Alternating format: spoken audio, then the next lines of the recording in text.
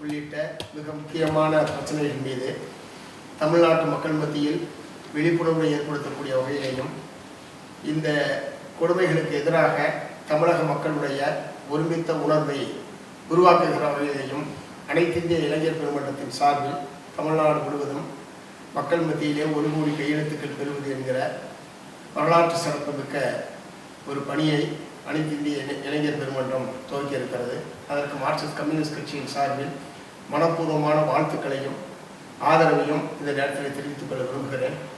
குறிப்பாக பெண்கள் குழந்தைகள் மீதான பாலியல் வன்கொடுமைகள் என்பது வயது வித்தியாசம் இல்லாமல் நடைபெற்றுக் கொண்டிருக்கிறது. இந்த கொடுமைக்கு முழுமையான முற்றுப்புள்ளி வைக்க வேண்டும் என்பதுதான் எல்லோருடைய விருப்பமும்.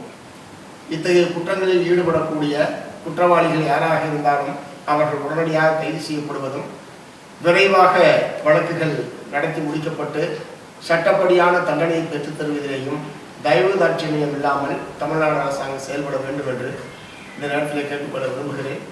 அதே மாதிரி போதைப் பொருட்களுடைய நடமாட்டம் என்பது அதிகமாக இருக்கக்கூடிய ஒரு மாநிலமாக தமிழகம் என்பது இருந்து கொண்டிருக்கிறது.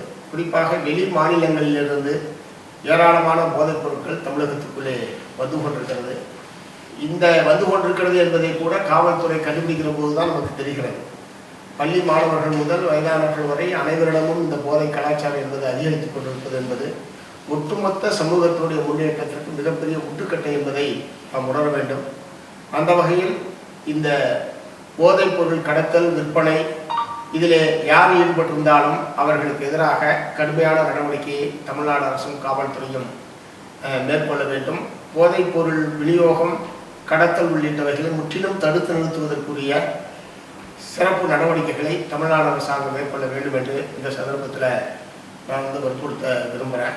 அதே மாதிரி சாதிய அணிதிரட்டல் என்பது தமிழகத்திலே சமூகத்துக்கு மிகப்பெரிய கேடாக இருந்து கொண்டிருக்கிறது. சாதிய ரீதியான அணிதிரட்டல், சாதி சங்கங்கள் தொடர்ந்து வலுப்படுவது என்பதெல்லாம் ஒட்டுமொத்த சமூகத்தினுடைய முன்னேற்றத்திற்கு மிகப்பெரிய பாதிப்பையும் பின்னடைவையும் ஏற்படுத்தக்கூடியது என்பதை நான் சுட்டிக்காட்ட விரும்புகிறேன். ஆகவே சாதி மதவெறி எந்த ரூபத்தில் வந்தாலும் அவை முற்றிலும் ஒழிக்கப்பட வேண்டும்.